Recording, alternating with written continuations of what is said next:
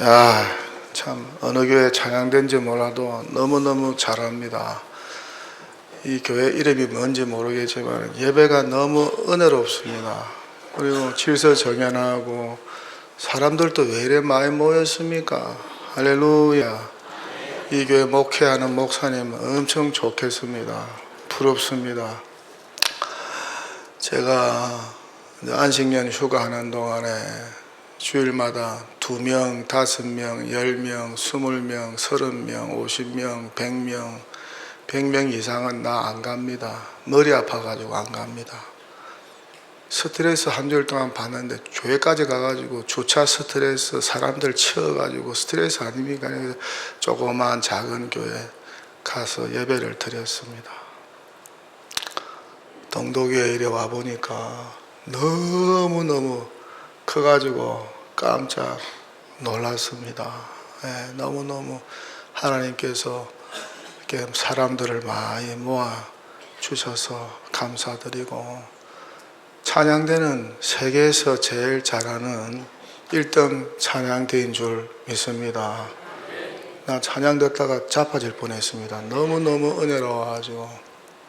우리 교회 예배 실황 또 찬양대, 특별히 찬양대는 라이브가 더 은혜로운 줄 믿습니다.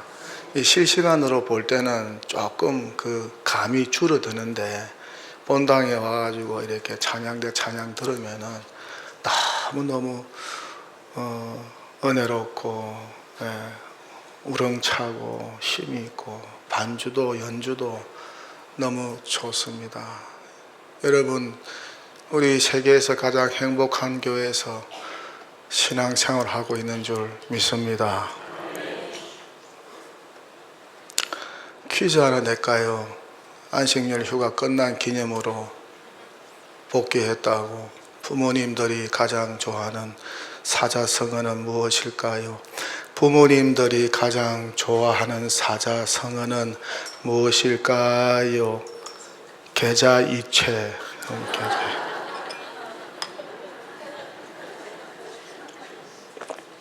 부모님들 뭐 이것저것 선물 사하는 것보다 계좌이체로 돈 보내주는 거 제일 좋아한다는 그런 우스운 이야기가 있습니다.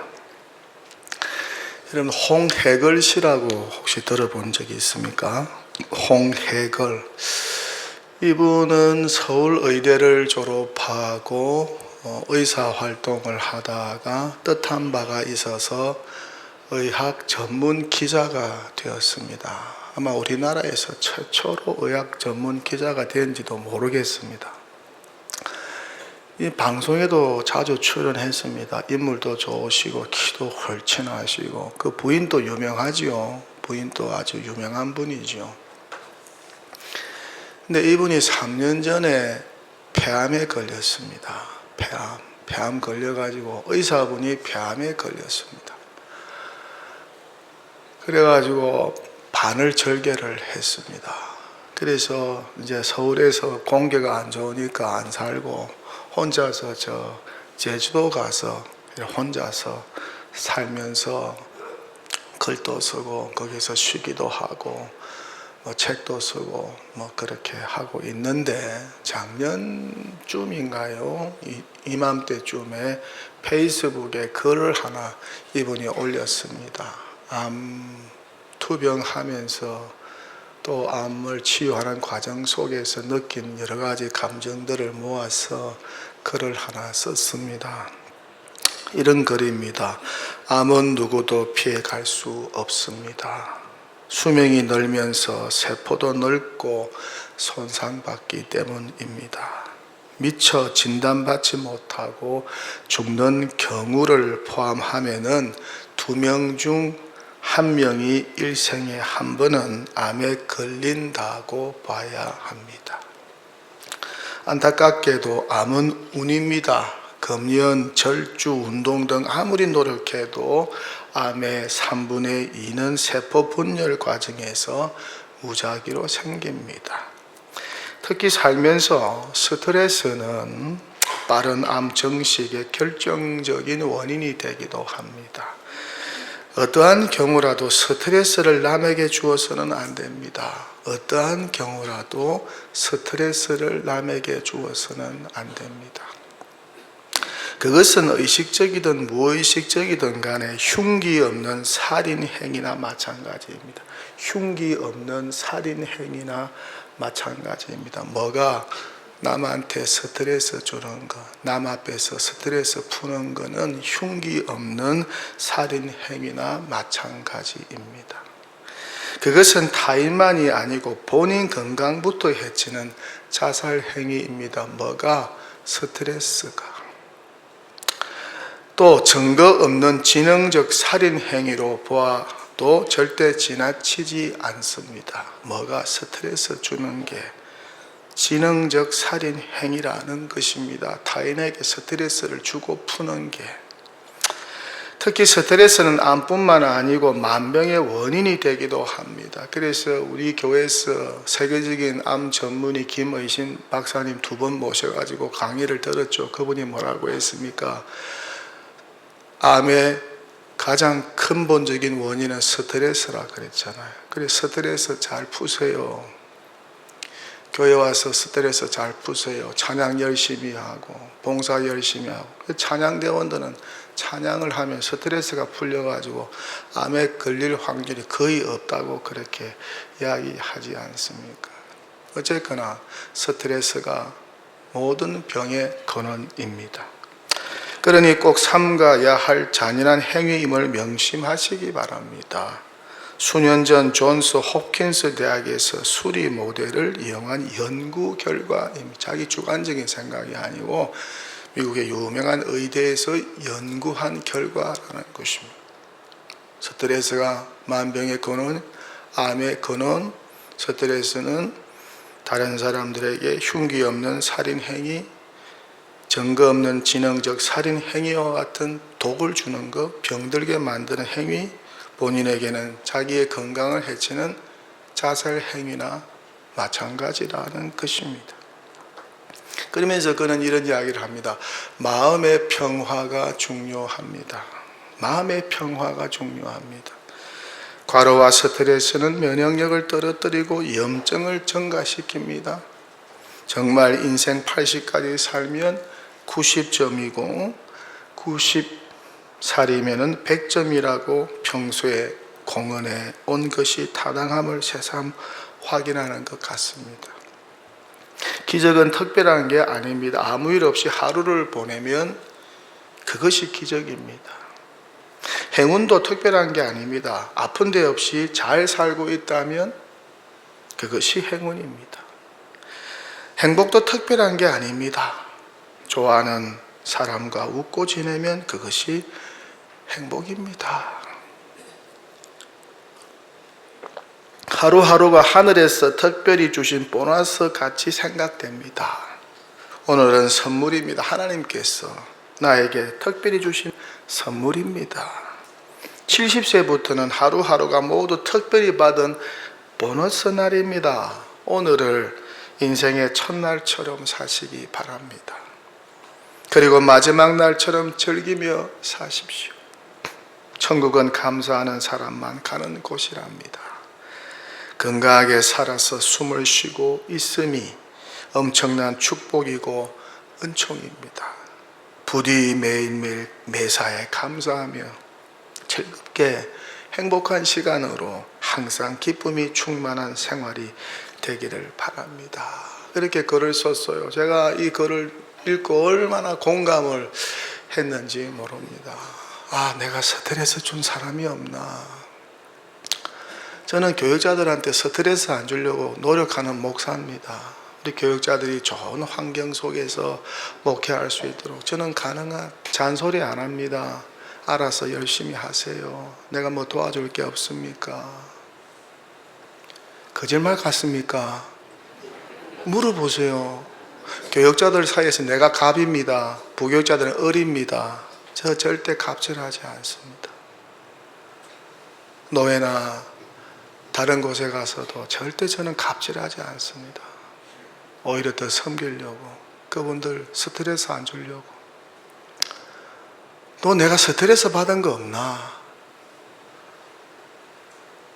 또 내가 스트레스 받은 거 없나? 우리 교회는 스트레스 주는 교회인가? 교인들한테. 아니면 우리 교회는 정말 마음의 평안을 선물하는 교회. 여러분, 교회가 뭐 하는 곳입니까? 마음의 평화를 선물하는 곳 아니겠습니까? 한 주일 동안 여러분 스트레스 얼마나 많이 받았습니까? 교회 와서 스트레스를 풀고 가야지. 교회 와서 스트레스를 받고 간다? 뭐하라고 교회 다닙니까? 헌금까지 하고 스트레스 받고 간다? 뭐하라고 봉사생활합니까?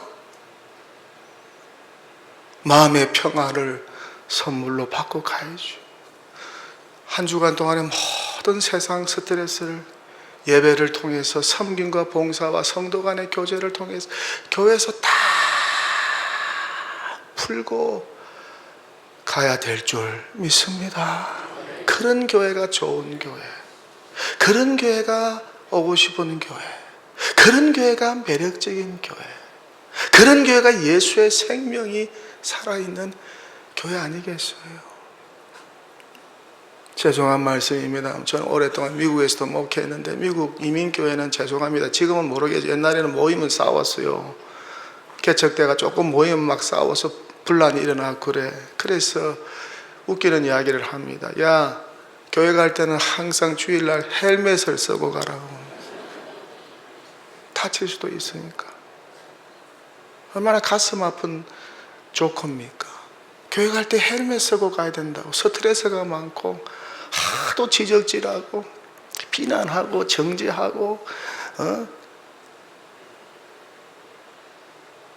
그런데 오늘 사도행전 9장 31절 성경 말씀 보니까 어떻습니까?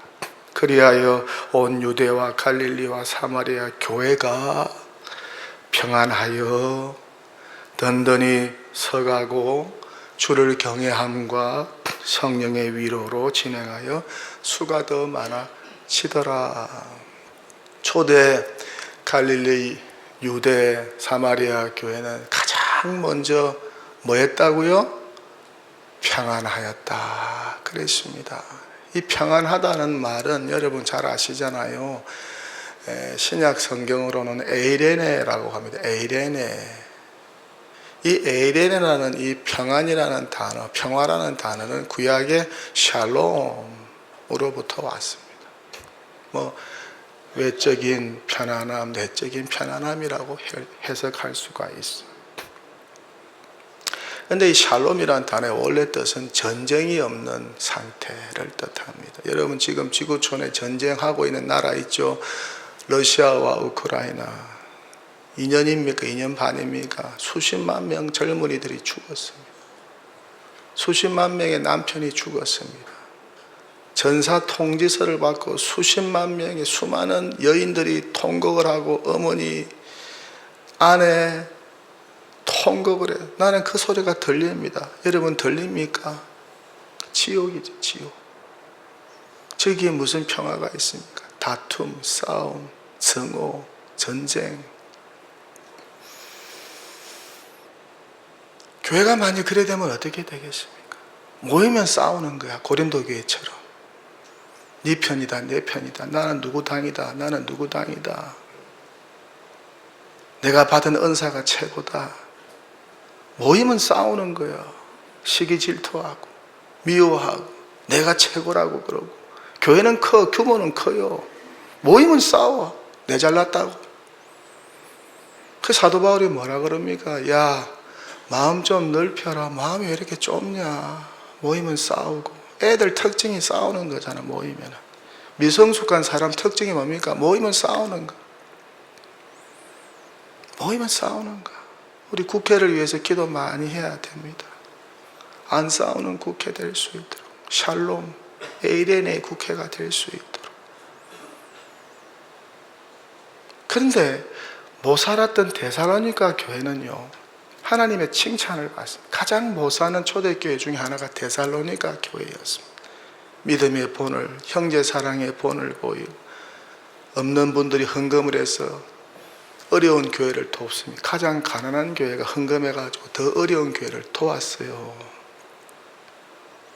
데살로니가 교회, 작지만은 평안한 교회, 화목한 교회. 고린도 교회는 컸지만은 싸우는 교회, 다투는 교회, 평화가 없는 교회. 어느 교회 출석하고 싶습니까? 동독에는 어떤 교회일까요?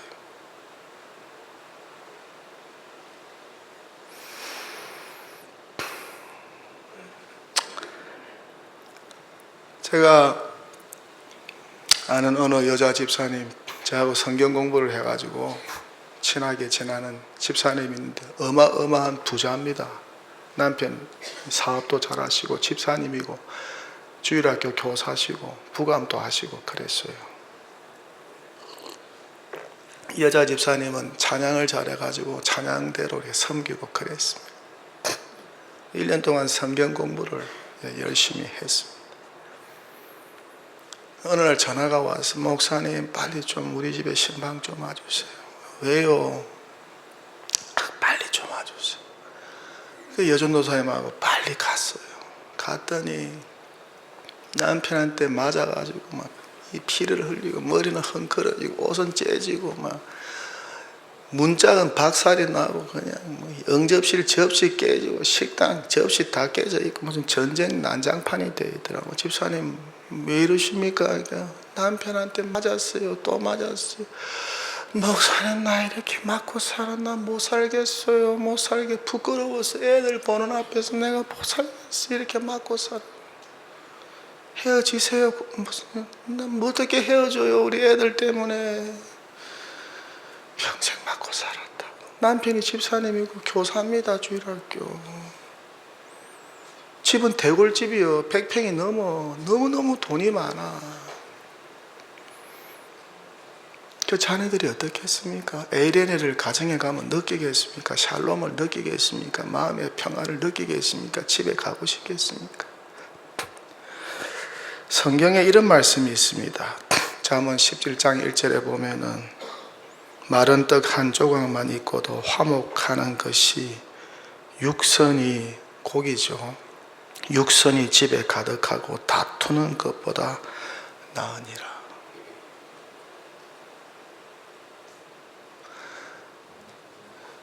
제가 미국에서 목회할 때 목회자 세미나를 참석했는데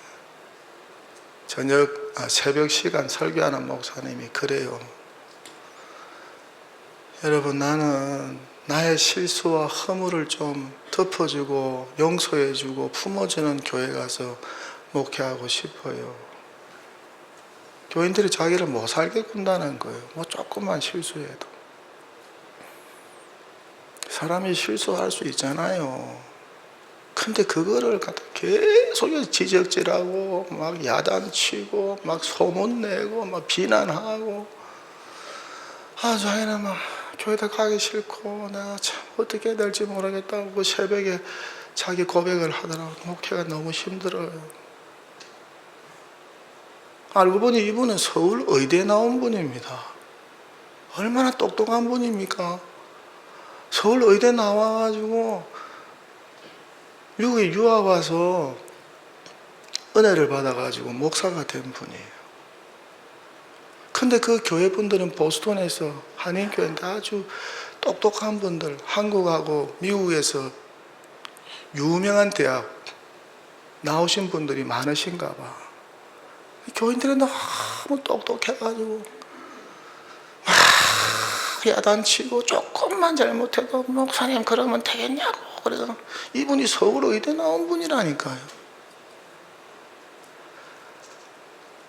얼마나 스트레스를 많이 받으셔가지고 죽기 일부 직전이더라.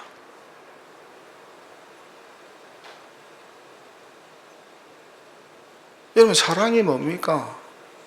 예수님 사랑 배우려고 교회 나오죠. 떠벌리는 게, 허물을 떠벌리는 게, 저거 잘못한 거 떠벌리는 게 사랑이면 그건 미움이지요. 사랑이 뭡니까? 허물을 덮어주는 거 아닙니까?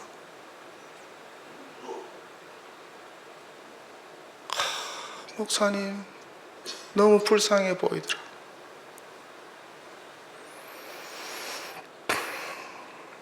서로 물고 먹으면 피차 멸망할까 조심하라.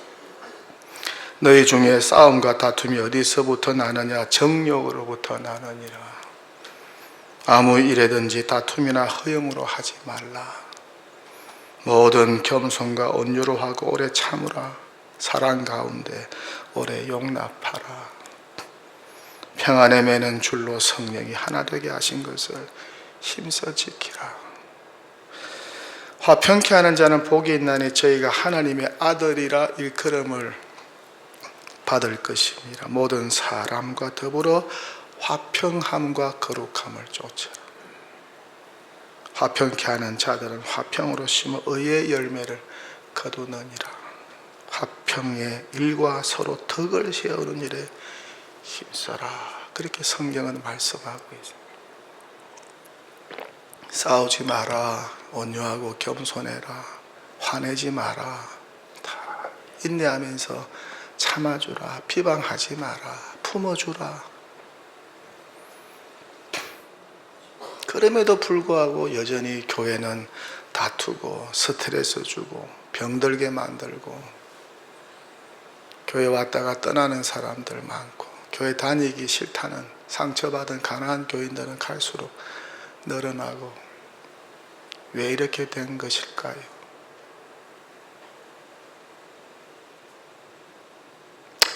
제가 성악을 했다면 부르고 싶은 노래가 있습니다. 평화의 기도 아세요? 프란체스코가 지은 노래입니다. 12세기 때 지은 곡입니까? 주여 그 있잖아요. 나를 그거 있잖아요. 내가 성악가가 되면 그 노래를 한번 꼭 하고 싶더라. 프란체스카가 십자군 전쟁에 참전했거든요. 한 300년 동안 십자군 전쟁이 있었죠. 8차에 걸쳐서 이분이 십자군 5차 전쟁에 참전을 했습니다. 전쟁의 참상을 보고 너무 가슴이 아팠어. 평화의 기도라는 시를 지었습니다. 주여 나를 다툼의 도구로 써주소서. 할렐루야. 할렐루야 하면 아멘 하면 곤란합니다. 잘 들으세요. 주여 나를 싸움의 도구로 써주소서.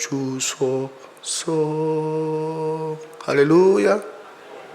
아멘 하면 곤란한데 큰일 났는데 주여 나를 전쟁의 도구로 써주소서.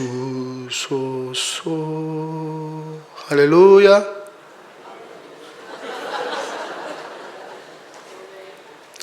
주여 나를 평화의 도구로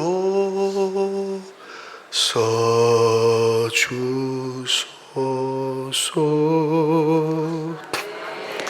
미움이 있는 곳에 사랑을, 다툼이 있는 곳에 용서를, 분열이 있는 곳에 일치를, 의혹이 있는 곳에 믿음을 심게 하소서. 오류가 있는 곳에 진리를, 절망이 있는 곳에 희망을, 어둠이 있는 곳에 광명을, 슬픔이 있는 곳에 기쁨을 심게 하소서. 위로받기보다는 위로하며 이해받기보다는 이해하고 사랑받기보다는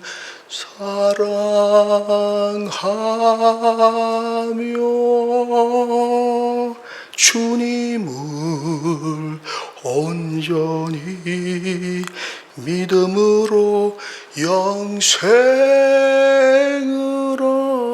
얻기 때문이니. 다 같이 주여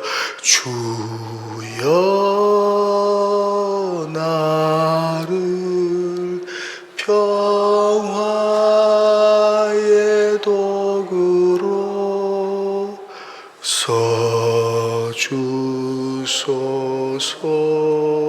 써주소서. 할렐루야. 이런 교회 되기를 축원합니다. 이런 평화의 사도 되기를 축원합니다. 다른 사람에게 스트레스 주지 않고 대신에 마음의 평화를 선물로 주는 평화의 사도 되기를 축원합니다.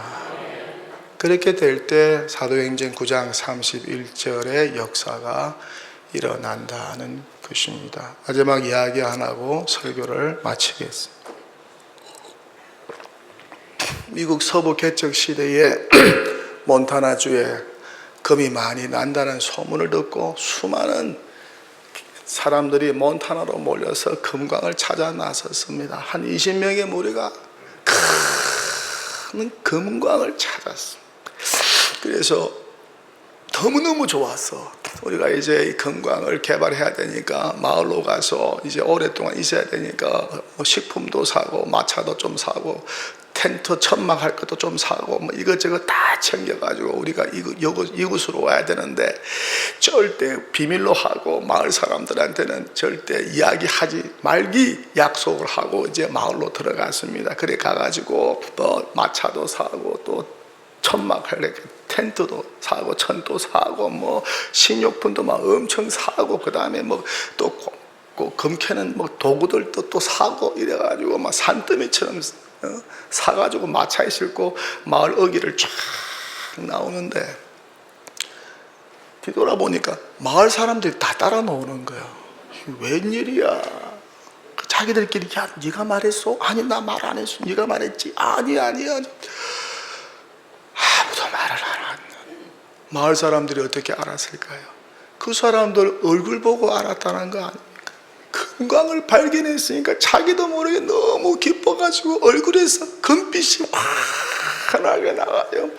기쁨으로 충만해 있고 내가 지금 금광 캐고 나가지고 집도 사고 결혼도 하고 내가 마차도 사고 막 자식도 기르고 막 대단한 기대와 막 꿈과 소망이 있으니까 얼굴에 막 기쁨으로 충만한 거야. 그러니까 마을 사람들이 다 알고 따라 나섰다는 거 아니겠습니까?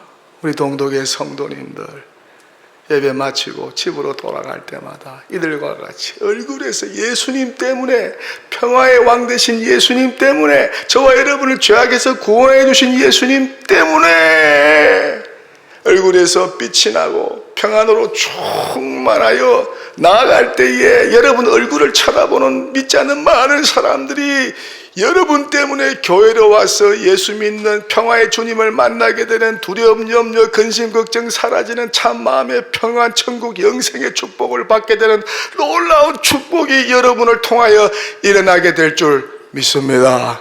그래야 머지않아 하나님께서 우리 동도교회의 사도행전 9장 31절 최고의 축복을 주실 줄 믿습니다. 할렐루야!